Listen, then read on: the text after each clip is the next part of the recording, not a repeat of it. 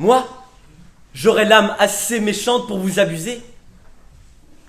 Je serais assez lâche pour vous déshonorer.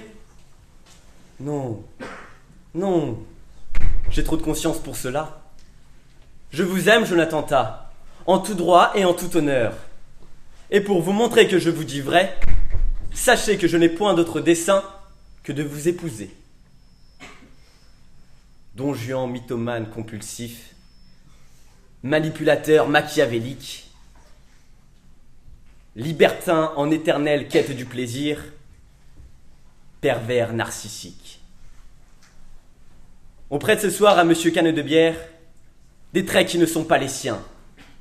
Car que celui qui n'a jamais menti par amour lui jette la première pierre.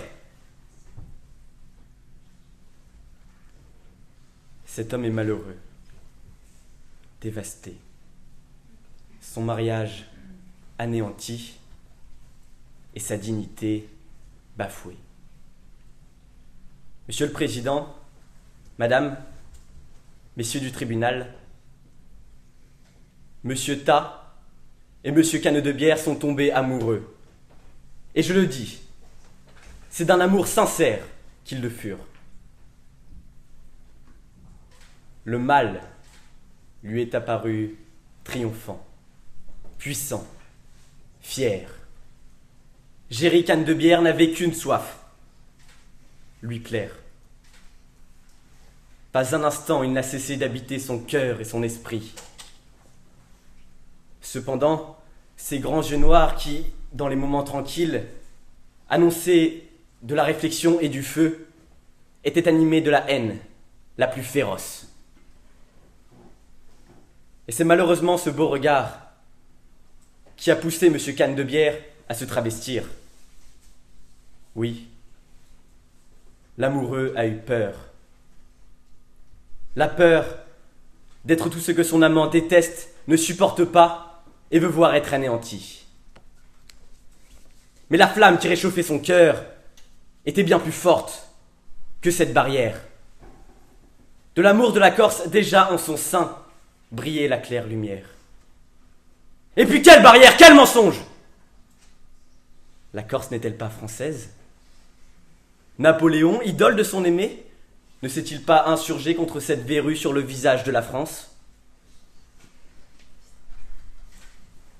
Géry Cannedebière n'est pas moins corse que l'empereur. Faut-il avoir vécu 1, 2 ou 10 générations pour être corse? Non. La Corse est un état d'esprit, une fierté, une façon d'être.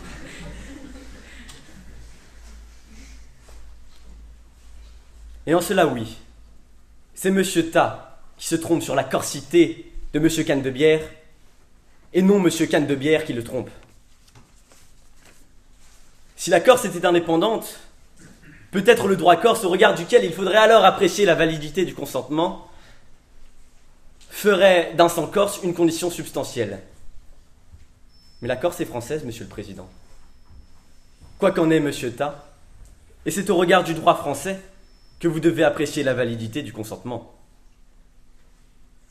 Alors, que reproche-t-on exactement à Monsieur Cannedebière?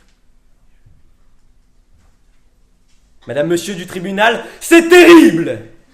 Monsieur Cannedebière a menti sur ses opinions politiques. Rien cependant là-dessus de contraire à l'essence même du mariage. Reprocherait-on à une femme laide un peu de maquillage pour plaire à celui dont les feux de l'amour la dévorent? Il est de jurisprudence constante que le mensonge qui ne porte pas sur une qualité substantielle, sur une qualité objectivement essentielle, n'est pas un fondement valide pour l'annulation du mariage. Or, laissez-moi douter de la qualité objectivement essentielle d'un mensonge portant sur son bulletin de vote. Monsieur Cannedebière est parfaitement libre de voter pour qui il lui semble bon. Et cela ne doit pas intéresser Monsieur Ta. Cela ne devrait même pas être évoqué devant cette noble institution. Le secret de l'isoloir est-il une chimère en notre République? La France est un pays de liberté d'opinion politique particulièrement. Et celles-ci ne peuvent être, en tout état de cause de nullité. Était-ce d'ailleurs mensonge? Succombant au charme de Monsieur Ta, Monsieur Candebière a sincèrement cru lui-même au mérite de l'indépendance corse. Les aspirations de Monsieur Candebière à une union durable n'étaient nullement mises à mal par cette circonstance. Monsieur le Président, ne donnez pas à la susceptibilité corse force de loi. Monsieur Ta est tout à fait libre de divorcer de Monsieur Candebière s'il juge qu'un homme qui n'a pas les mêmes idées que lui est indigne. Madame, messieurs du tribunal, ne vous trompez pas de Don Juan. Le Julien Sorel, dont l'idole n'est autre que Napoléon, c'est Monsieur Ta. Le regard corse qui a conquis le cœur du Parisien, c'est le sien. Et dans cette séduction dévastatrice, Monsieur Candebière a succombé à la terre où les destins se sont liés. Car qui d'entre nous n'aurait pas succombé à ce pays? Ce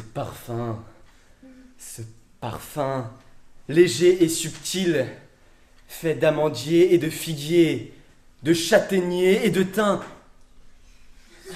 Souffle imperceptible de pain, cette touche d'ardoise, ce soupçon de romarin et de lavande. Monsieur le Président, ce parfum, c'est la Corse!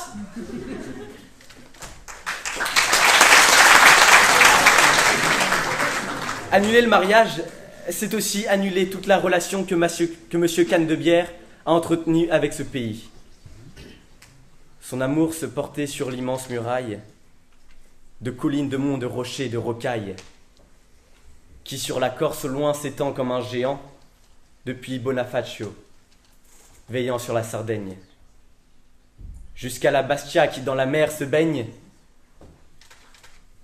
Ne jetez pas son amour à de tels vents. Si le divorce est possible, la nullité est injure.